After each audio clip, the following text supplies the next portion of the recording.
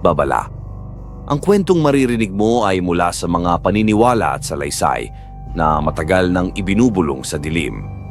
Bawat lugar may tinatagong lihim, pero hindi lahat dapat mabunyag. Ang maririnig mo ngayon, isa sa kanila. Maligayang pagdating sa The 13th Scream. Mag-subscribe ka na at i-click ang bell icon. Tuwing linggo may kwento kaming ibabahagi na ayaw mong maranasan mismo. Magsimula na tayo sa isang kwentong hindi mo malilimutan.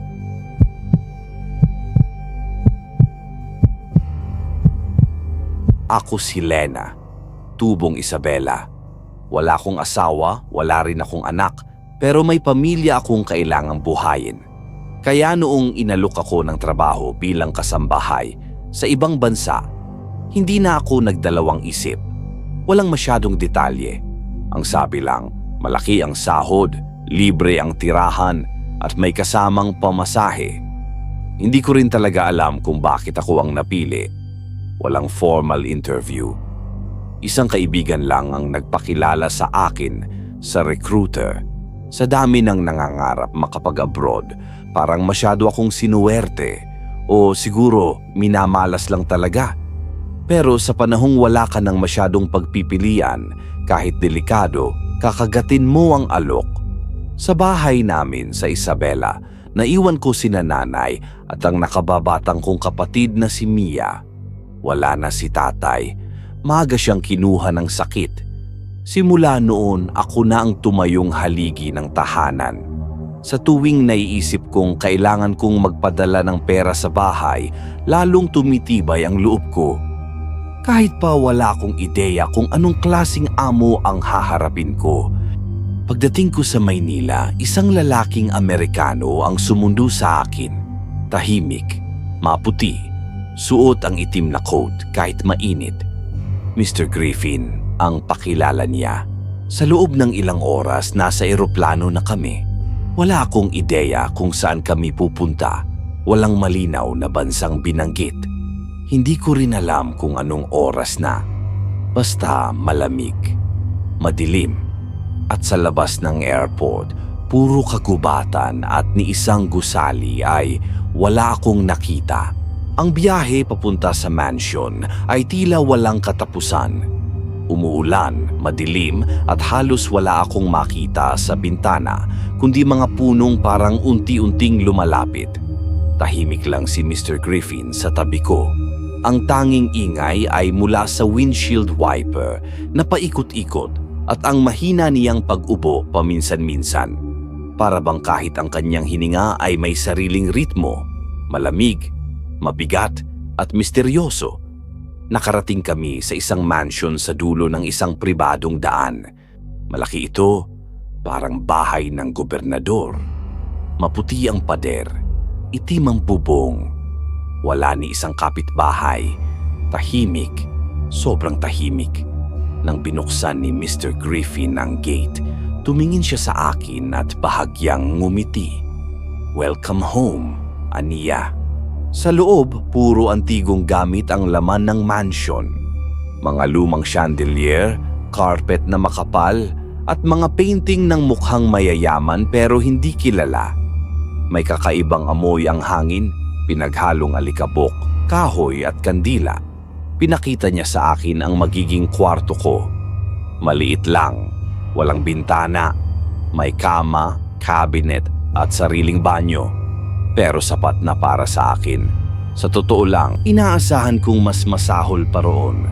May mga oras na parang nasa museo ako. Sa bawat sulok ng bahay, may mga antigong kahon, lumang orasan na may engravings at retrato ng mga taong porma lang ayos. Pero may kakaiba. Lahat ng mata sa painting tila sumusunod sa akin. Sinubukan kong huwag magpahalata kay Mr. Griffin. Baka isipin niyang mapamahiin ako. Pero sa totoo lang, kinikilabutan na ako. Sa unang gabi, mahimbing ang tulog ko. Baka dahil sa pagod, pero kinabukasan may kakaiba na akong naramdaman. Habang nagwawalis ako sa hallway sa ikalawang palapag, may narinig akong mga yabag mula sa taas. Akala ko may attic. Nang tanungin ko si Mr. Griffin, tumigil lang siya at malamig na nagsalita. Minsang gabi habang naglilinis ako sa sala, may napansin akong lumang litrato sa ilalim ng cabinet. Kulay sepia. Nandoon si Mr. Griffin, mas bata. Kasama ang 5 lalaking mukhang trabahador. Pare-parehong may suot na uniforme. Sa likod ng litrato may nakasulat, Last Day 1978. Napaisip ako, kung 1,978 iyon at ganoon pa rin ang itsura ni Mr. Griffin, ilang taon na ba talaga siya? Bakit parang hindi siya tumatanda? Kinabukasan, habang nag-aayos ako ng mesa sa dining hall, tinanong ko siya ng maingat, Sir, have you been in this mansion for a long time? Sumulyap siya sa akin, walang ngiti, walang emosyon. A long time. Much longer than you think. Hindi ko na sinundan pa. Baka magalit. Pero mula noon, naging mas maingat ako sa bawat galaw. Pakiramdam ko may matang laging nakatingin. Hindi lang mata ni Mr. Griffin. May iba pa. Mas malamig. Mas tahimik. Mas mapanganib. Isang gabi, habang natutulog ako, nagising ako sa malakas na yabag. Akala ko si Mr. Griffin. Pero nang sumilip ako sa hallway, walang tao. Maliwanag ang ilaw pero tila masyadong tahimik ang paligid. Pagbalik ko sa kama, may piraso ng buhok sa unan ko. Mahaba, itim, hindi akin. Gabi-gabi naririnig kong umiiyak ang isang babae. Mahina, parang galing sa ilalim ng sahig. Una, inakala kong guni-guni lang, pero paulit-ulit. Palalim ng palalim, kaya isang gabi sinundan ko ito. Sa bandang ilalim ng hagdan, may maliit na pintuan. Hindi ko ito napansin dati. Maliit parang pambata lang. Nang hawakan ko ang doorknob, kusa itong bumukas. Kumalat ang malamig na hangin. Naamoy ko agad ang halong amag at kandila. Sa loob may hagdan pababa. Madilim, mabaho. Parang lumang bodega, pero parang may humihila sa akin pababa. Hindi ko na alam kung anong nag-udyok sa akin pero bumaba ako. Isa-isang hakbang, mabigat. Bawat tapak, parang may bumubulong sa tenga ko. Hindi ko maintindihan pero malinaw ang tono. Malungkot na parang may gustong sabihin. Pagdating ko sa pinakailalim, may altar sa gitna. May mga kandilang natutunaw. May mga lumang gamit na parang ginamit sa ritual.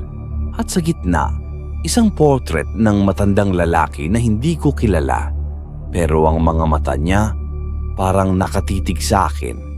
May lumang mesa sa gilid, may mga papel, mga pangalan, lahat mukhang Filipino, mga babae, may mga edad, at sa dulo ng listahan, pangalan ko, Lena M. 2023. Bigla akong nakarinig ng yabag sa likod ko. Paglingon ko, wala naman. Pero pagtingin kong muli sa portrait, blanko na. Wala na sa loob ng frame. Tumakbo ako paakyat. Tumitibok ang dibdib ko na parang sasabog. Nanginginig ang mga kamay ko habang isinasara ang pinto sa ilalim ng hagdan. Pagbalik ko sa kwarto, may papel sa kama. Basang-basa, parang pinahira ng dugo. Nakasulat sa gitna, "Huwag kang makikialam, Lena." Umupo ako sa sahig. Hindi ako makahinga. Hindi ako makaiyak. Tahimik ang buong bahay. Pero ramdam kong may nakatingin mula sa dilim, mula sa bawat pader. At sa loob ng sarili kong katawan, parang may kumikiskis. Isang takot na hindi lang basta guni-guni. Isa siyang babala. At mula noong gabing iyon, hindi na muling naging pareho ang pagtulog ko. Pagkagising ko kinabukasan, nanatili akong nakatitig sa papel na naiwan sa kama. Ang tinta o dugo ay bahagyang tuyo na, pero malinaw pa rin ang mensahe. "Huwag kang makikialam, Lena." Huminga ako ng malalim. Pilit kong pinapakalma ang sarili. Maaring guni-guni lang lahat ng nangyari kagabi. Diba? Maaring pagod lang ako. Maaring wala talaga akong nakita sa basement. Pero ang papel ay totoo. Ang pangalan ko sa listahan ay totoo. At ang nawawalang portrait, hindi iyon basta ilusyon. Sinubukan kong bumalik sa normal na routine. Nagluto ako ng agahan para kay Mr. Griffin, naglinis sa veranda, nagwalis ng hallway. Pero kahit anong gawin ko, pakiramdam ko'y may malamig na hangin na sumusunod sa akin. May presensyang hindi ko makita, pero ramdam ng balat ko. Habang naglilinis ako sa sala, may nahulog na libro mula sa estante. Malaki ito, parang lumang photo album. Pagbukas ko, mga larawan ng mga babae, kasambahay, iba't ibang lahi, iba't ibang taon. May mga litrato noong 600 at 670, 600 at 70 hanggang 2,000. Lahat ng mukha may pare-parehong ekspresyon, tahimik na takot. Sa dulo ng album may isang pahina na walang litrato pero may nakasulat. Next. Isinara ko agad ang libro. Nanginig ang mga daliri ko. Hindi ko na rin pinulot. Iniwan ko sa ilalim ng mesa. Pagharap ko, nandoon si Mr. Griffin. Nakatingin lang. Walang imik. Walang emosyon. "Ayos ka lang, Lena?" Tanong niya, malamig ang boses.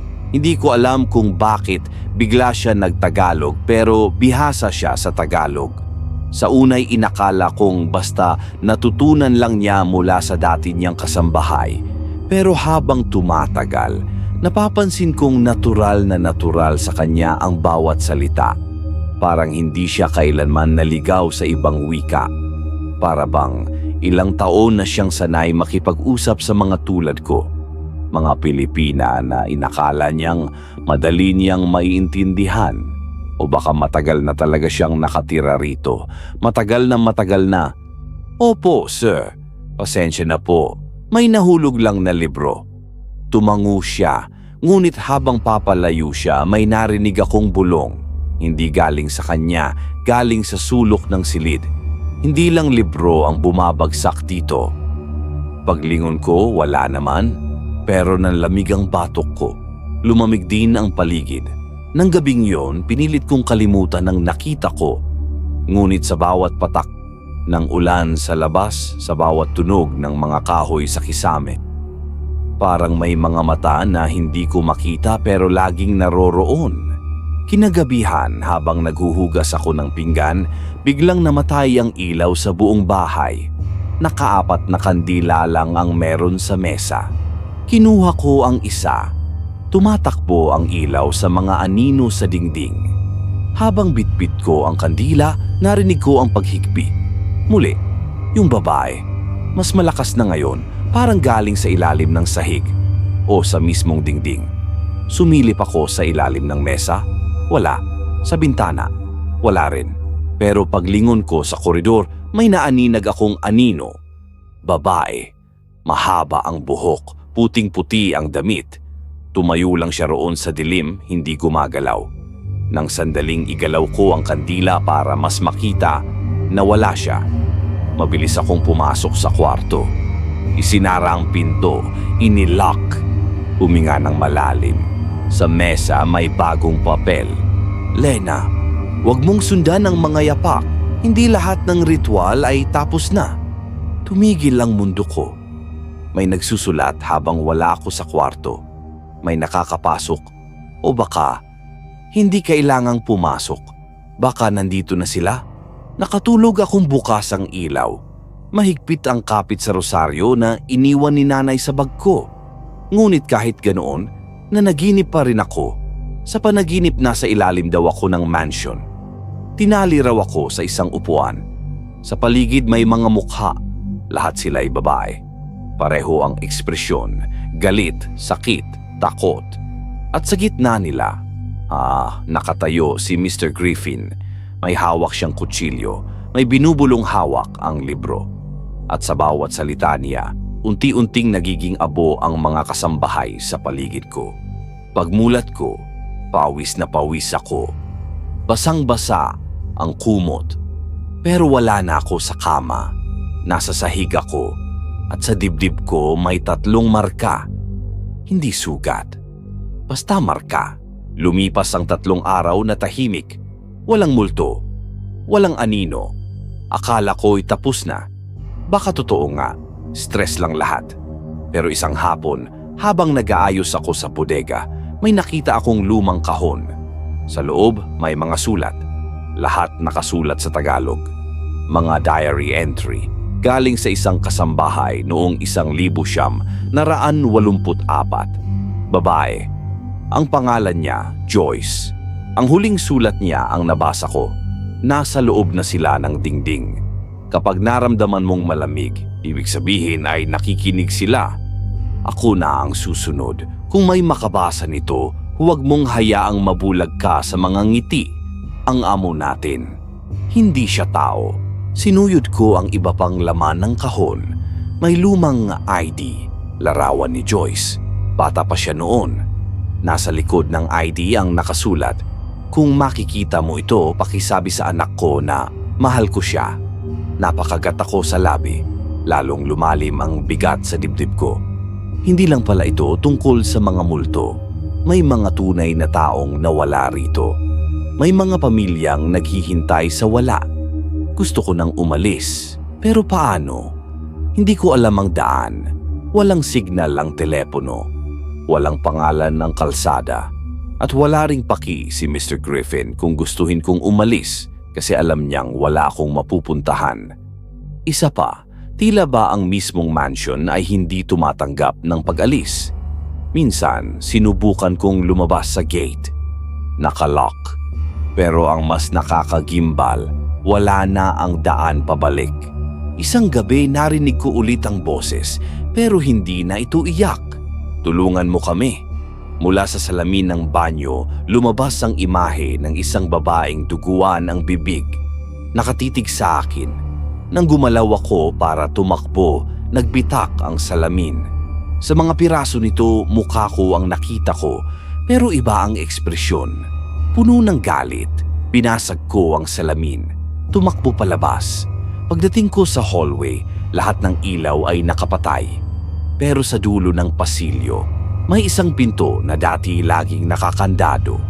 Bukas na ito ngayon. Sa loob may hagdanan pababa. Hindi ito ang basement na nakita ko dati. Bago ito. Hindi ito amoy alikabok. Amoy singaw. Basang semento. Bawat hakbang ko ay may kasamang tilamsik ng tubig. Mababaw lang pero madulas.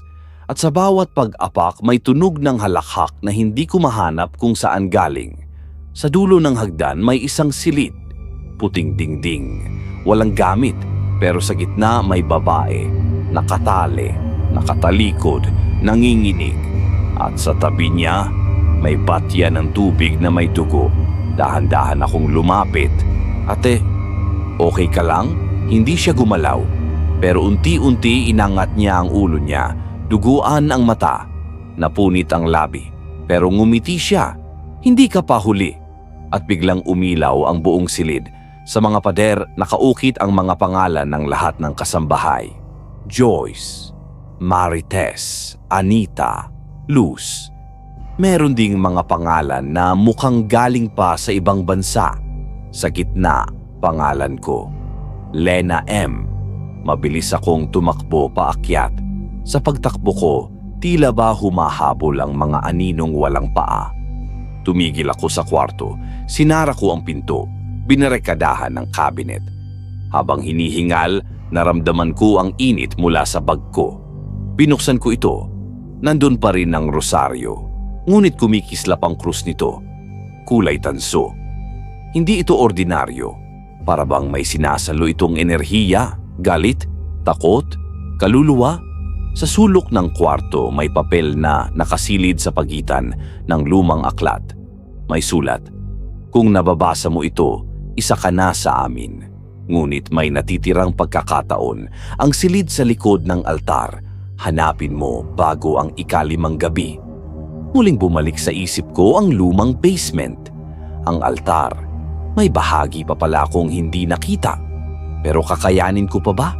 O baka oras na para tapusin ang lahat, kahit ako pa ang maging kabayaran. Sa labas ng pinto, narinig ko ang mga yabag. Marami, Sunod-sunod, paikot sa kwarto. Hindi ko na alam kung oras pa ng tulog o ng pagpanaw.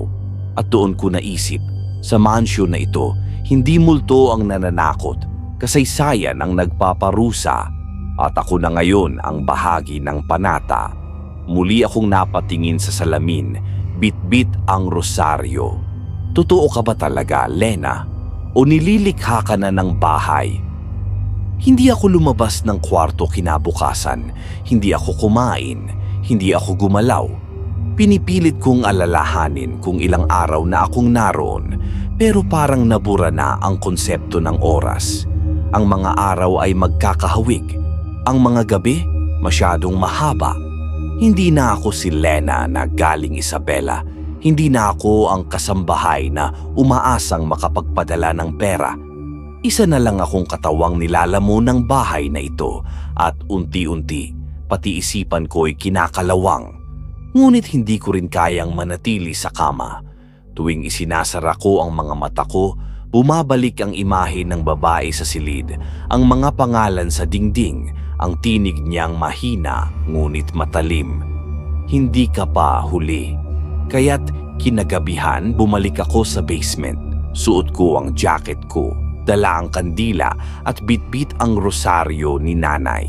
Hindi na ako nagtanong kung bakit ko ginagawa ito. Alam ko lang na kailangan. Sa pagpasok ko sa basement, malamig ang hangin. Hindi na tulad ng dati. May amoy ng lumang langis, ng nasusunog na papel. Dahan-dahan akong lumapit ako sa altar. Tulad ng dati, may mga kandilang halos maubos na. Pero ngayon, sa ilalim nito, may nakabukas na maliit na pinto. Hindi ko alam kung bakit hindi ko ito napansin noon. O baka naman hindi talaga ito para makita hanggang handa na ako. Lumuhod ako at sinilip ito. Mababa ang daan. Kailangan kong gumapang. Huminga ako ng malalim saka pumasok. Sa loob, para akong nasa lumang tunnel. Ang mga pader ay lupa, may kahoy na suportang haligi at ang bawat hakbang ay may tunog ng pasang putik. Nakakulong ang hangin, mabigat, mabaho. Pero mas nakakatakot ang mga ukit sa gilid ng tunnel, mga simbolo, pabilog, paekis. Parang sinaunang alpabeto na hindi ko maintindihan.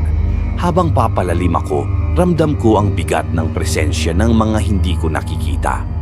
Sa bawat sandaling lumalapit ako sa dulo ng lagusan, parang humihigpit ang yakap ng dilim. Parang kinikilala ako ng lugar. Narating ko ang dulo ng lagusan. Isang silid. Walang liwanag, maliban sa kandilang hawak ko. Sa gitna may mesa. Sa ibabaw nito may lumang libro, kulay itim, may takip na balat ng hayop. Nang hawakan ko ito, parang may tumusok sa palad ko. Malamig, malagkit, pero hindi ako bumitaw. Binuksan ko ang libro. May mga pahinang may larawan ng ritual, mga babae, mga bilog, apoy, dugo. Sa isang pahina may nakasulat na Tagalog na halatang isinalin mula sa banyagang wika. Sa ikalimang gabi, bubukas ang mata ng bahay. Sa ikalawang, pipili ito ng papalit. Sa ikapito, isasara ang pintuan ng mundo. Napaatras ako. Nanginginig ang kamay ko. Tiningnan ko ang rosaryo. Nangingitim ang krus.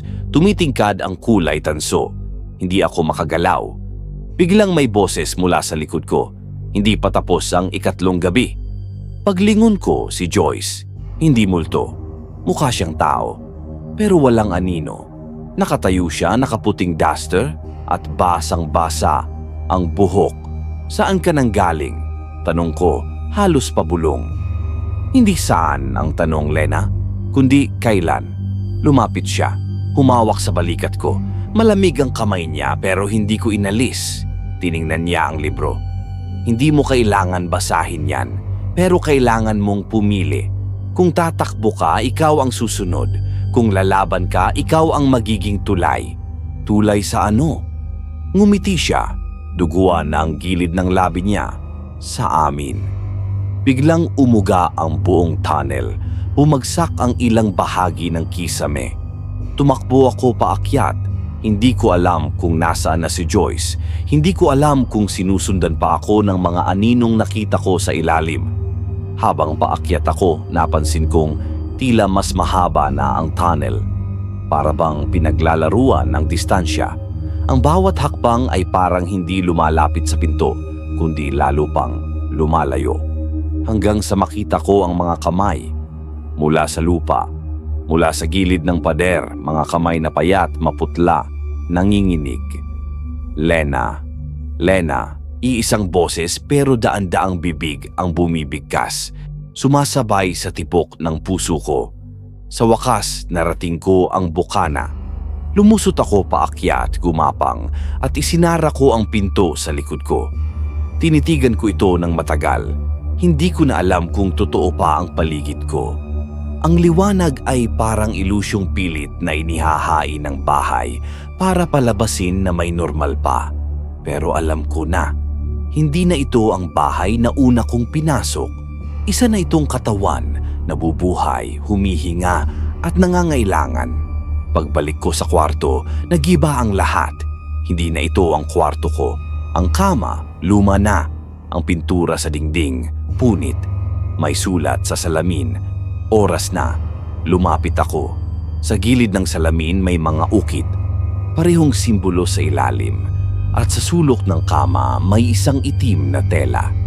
Bihira ko lang iyon makita pero alam ko ang itsura. Isang belo. Parang pangkasal. Pero may marka ng dugo sa laylayan. Bumukas ang pinto sa likod ko at sa dilim ng hallway may lalaking nakatayo. Hindi ko makita ang mukha pero alam kong siya si Mr. Griffin at hawak niya ang parehong libro. Nakaangat sa ere. Para bang hindi siya naglalakad. Para bang bumabalik na siya sa tunay niyang anyo. Hindi mo pa ako kilala, Anya. Mababa ang boses. Malamig, pero hindi galit. Parang pagod. Ano ka ba talaga? Ako ang naging bantay. Ako ang ginawang mukha ng bahay. Pero hindi ako ang ugat. Tumigil siya, lumapit ng isang hakbang. Pero ikaw ang binuksan. At kapag binuksan ka, hindi ka na isasara. Ang kandilang dala ko ay biglang namatay. Sa dilim, naiwang nag-iisa ang paghinga ko. Mabigat, mabilis. Sa dibdib ko muling nagliwanag ang krus. Tumibok ito. Literal. Parang may buhay na nilalaman.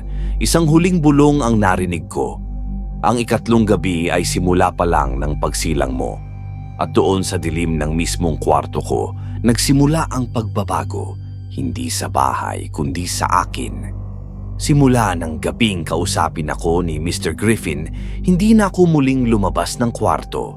Pero hindi rin ako mapakali. Sa bawat sulok ng silid, ramdam kong may tahimik na presensya.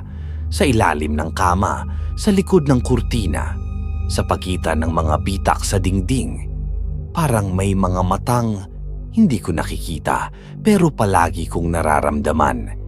Minsang pumikit ako para manalangin, naramdaman kong may malamig na hangin na dumaan sa batok ko.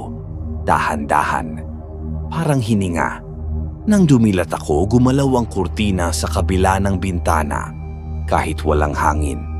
Lumapit ako para isara ang bintana, pero nang silipin ko ang labas, wala na ang dating bakuran. Wala na ang mga puno. Wala na ang daan. Tila ba napalitan ito ng malawak na dilim, parang walang katapusang gabi. Hindi ito simpleng gabi, kundi isang lugar na walang laman kundi kawalan. Napalunok ako, tumalikod, at doon ko nakita ang isa pang papel sa kama. Sa puting pahina, iisa lang ang nakasulat. Ang panata ay may huling yugto. Oras mo na. Nang gabing iyon, sumuko na ako sa ideyang baka hindi na ako makalabas. Pero hindi pa rin ako handang tanggapin na katapusan ko na ito. Hindi pa. Isinuot ko ang jacket ko, kinuha ang rosaryo, at bumalik sa altar sa basement. Sa pagkakataong ito, wala na akong pag-aatubili. Bawat yapak ko diretsyo. Bawat hakbang, buo ang loob. Hindi ko na alam kung takot pa ba ang nararamdaman ko o kung parte na ako ng bahay na ito. Pagdating ko sa altar, andoon ulit ang itim na pinto sa ilalim.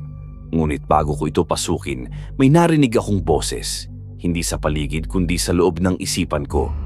Lena, ang katawan mo ay sa mundo, pero ang kaluluwa mo ay sa amin. Huminga ako ng malalim, lumuhod sa harap ng altar, at pabulong na sinabi, kung ganon, ibalik niyo muna ang katawan ng mga nauna. Biglang lumamig ang paligid. Umihip ang hangin mula sa tunnel, at sa loob ng pag-ihip na iyon may halakhak. Mabagal, malalim. Isang halakhak na hindi na dapat nagmumula sa isang taong buhay. Muling bumaba ang katahimikan, at sa gitna ng altar biglang may pumutok na apoy. Maliit, isang sindi lang. Pero mula roon may lumabas na usok, itim, mabagal ang galaw, para bang may sariling isip. Sa loob ng usok, may unti-unting lumilitaw, anino ng mga babaeng pamilyarang anyo. Isa si Joyce, isa si Ana, isa si Marites. Lahat sila duguan, lahat sila may tali sa bibig. Pero lahat sila nakatingin sa akin, at sa kanilang mga mata, may isang pakiusap na hindi kailangang bigkasin. Palayain mo kami. Napaluhod ako, niyakap ko ang sarili ko habang lumuluha, hindi dahil sa takot, kundi dahil sa bigat. Ang bigat ng damdaming hindi ko maipaliwanag. Parang ilang henerasyon nang hinagpis ang humampas sa puso ko. Lahat sila'y ginamit, lahat sila'y isinakripisyo. At ako ngayon ang isa sa iilang may pagkakataong bumangon at labanan ang siklo. At bago pa ako makalapit, biglang sumara ang pinto sa ilalim ng altar. Nawala ng ilaw, bumalik ang dilim, ngunit alam kong hindi pa iyon ang huli, sapagkat sa ilalim ng mga yapak ko, naramdaman kong may pumutok na kahoy. Lumingon ako. Isang bahagi ng sahig ng basement ay gumalaw, at sa ilalim nito may bagong lagusan. Isang pinto, kulay abo, walang hawakan, may mga simbolo sa paligid, at sa gitna may nakasulat sa lumang Tagalog. Sa ilalim ng lahat nandoon ang simula. Nagdalawang isip akong bumaba, ngunit sa likod ng pinto narinig kong bumalik ang mga boses. Mas malinaw, mas sabay-sabay, parang orasyon na binibigkas ng paulit-ulit. Hindi ko maintindihan ang wika, pero ramdam ko ang tawag. Bumaba ako, mabagal, maingat. Habang papalalim ako sa lagusan, hindi ko na naririnig ang sarili kong hakbang. Parang kinainan ng paligid ang tunog. Wala na ring amoy, wala na ring lamig, wala na ring bigat sa katawan. Ang nararamdaman ko lang ay paglalapit sa isang katotohanang matagal nang itinago. Ang silid sa dulo ay iba sa lahat ng nakita ko. Malawak, bilog. Ang pader ay parang buhanging kulay abo. Sa gitna nito may balon. Bukas, itim ang loob. Sa paligid ng balon may mga bato. Sa bawat isa may ukit na pangalan. Puro babae, puro nawawala. Lumapit ako sa gilid. Nang sumilip ako sa loob ng balon, walang laman. Pero may init. Para bang ang loob nito ay hindi hungkag, kundi buhay. At sa sobrang tahimik, narinig ko ang pintig ng sarili kong puso. Lena, luminga ako. Wala namang tao. Pero ang boses ay parang nagmula sa mismong loob ng balon. Alam mo na kung ano ka, hindi ba? Umiling ako. Hindi ako isa sa inyo. Hindi pa. Pero nagsimula ka ng maging isa. Napaatras ako. Tumama ang likod ko sa pader ng silid. Sa sulok ng mata ko may gumalaw. Isang babae. Nakatayo. Hubad. Balot ng abo ang balat. Wala siyang mata. Pero nakangiti. Lena, wika niya. Ang bahay ay hindi pumipili. Nagbubukas lang ito ng pinto. At ikaw ang tumawid. Tinakpan ko ang tenga ko. Pumikit. Inusal ang ama namin. Pero habang inuulit ko ito, tumatawa ang babae. Tumatawa ng tumatawa hanggang sa maging isang chorus ng halakhak sa paligid ng buong silid. Hindi ko alam kung gaano ako katagal sa ilalim. Pero nang dumilat ako, wala na sila. Tahimik na ulit. Sa gitna ng silid, naiwan ang isang kahon. Maliit, itim, may mga susing nakaipit sa gilid.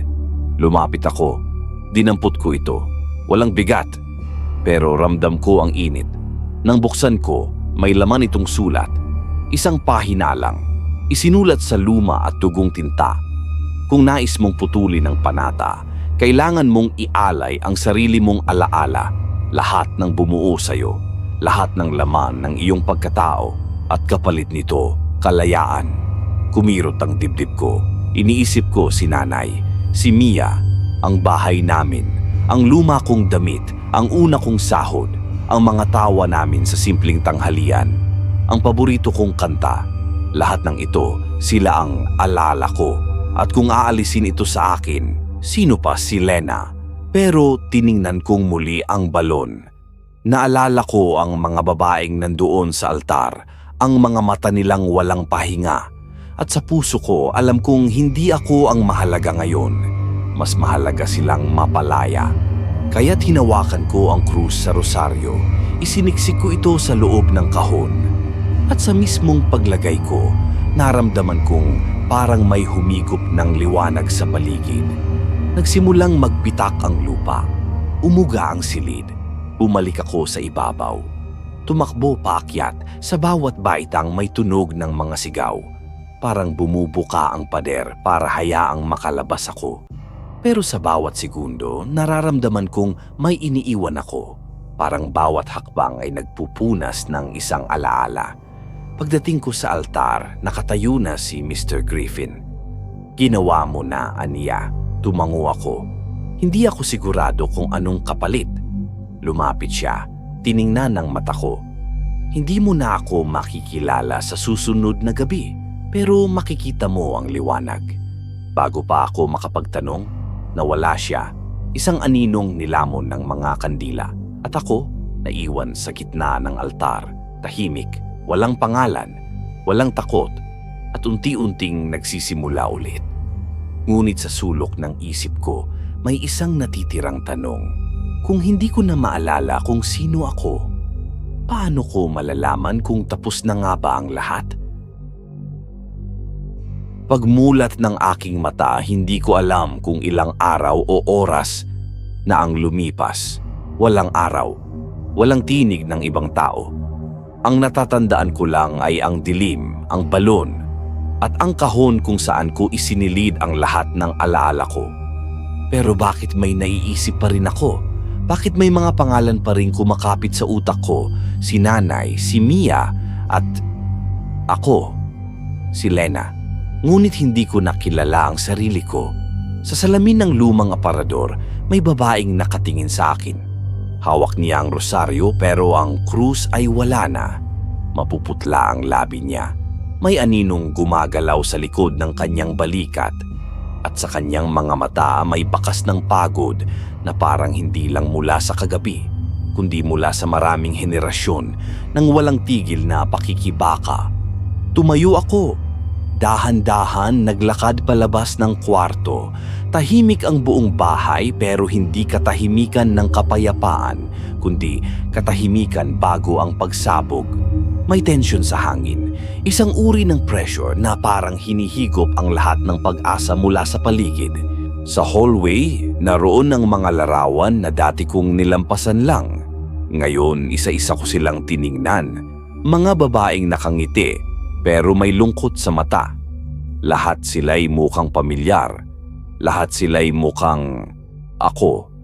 Pero iba-ibang panahon, iba-ibang kasuotan, parang paulit-ulit na sinulat ang parehong kwento sa iba't ibang katawan.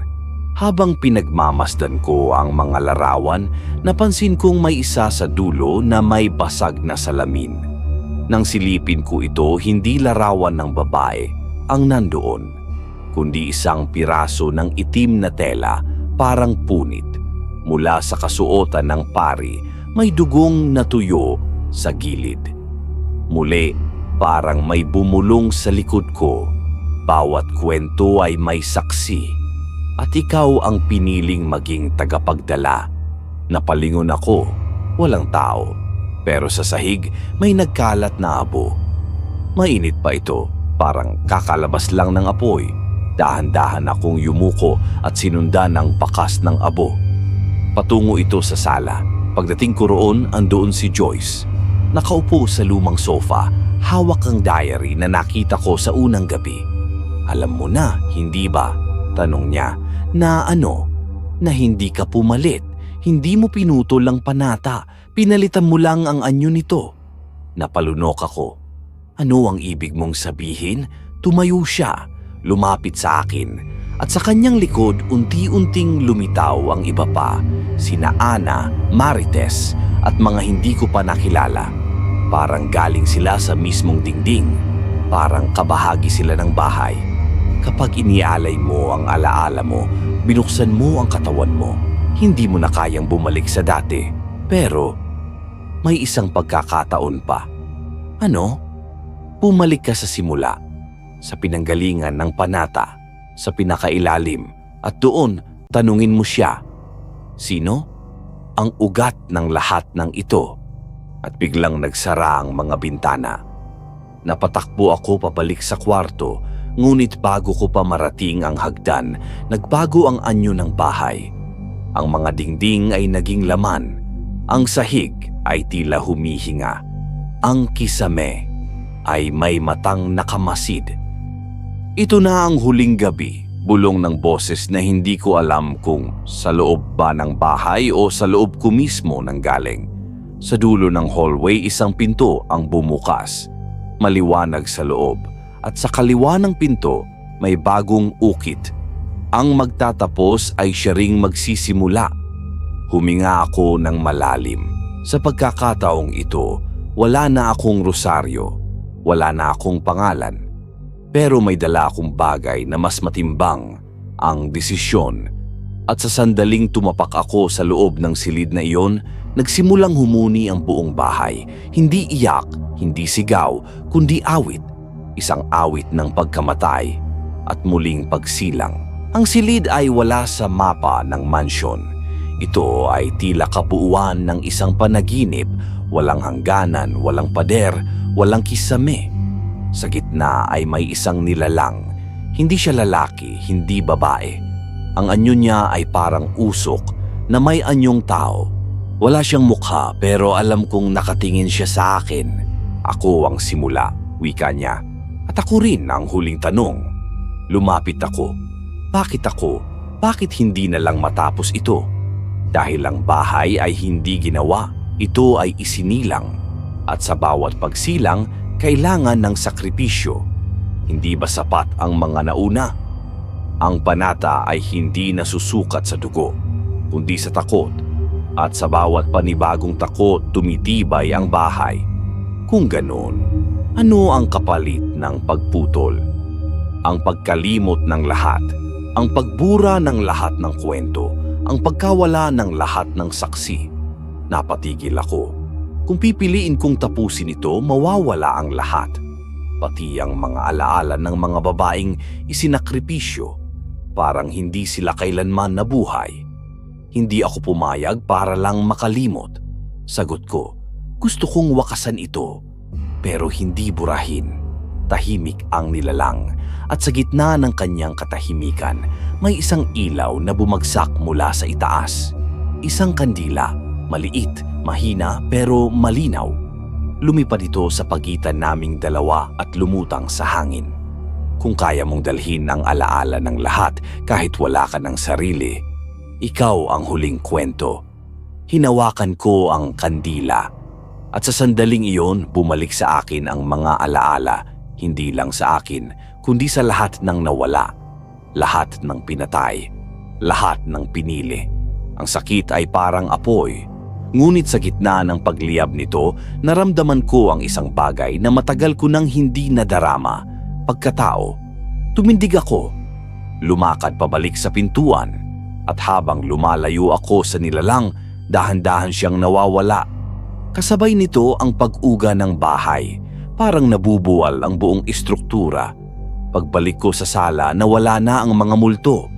Ang mga larawan ay blanko. Ang bintana ay nakabukas na at ang hangin, sariwa. Hindi na amoy ng usok, hindi na amoy ng luma, amoy ng bagong simula. Ngunit alam kong hindi pa tapos sapagkat Kahit malaya na ako, bitbit ko ang kwento. At sa mundong ito, ang mga kwento ang tunay na sumpa at tanging alaala ang nagpapalaya sa kanila.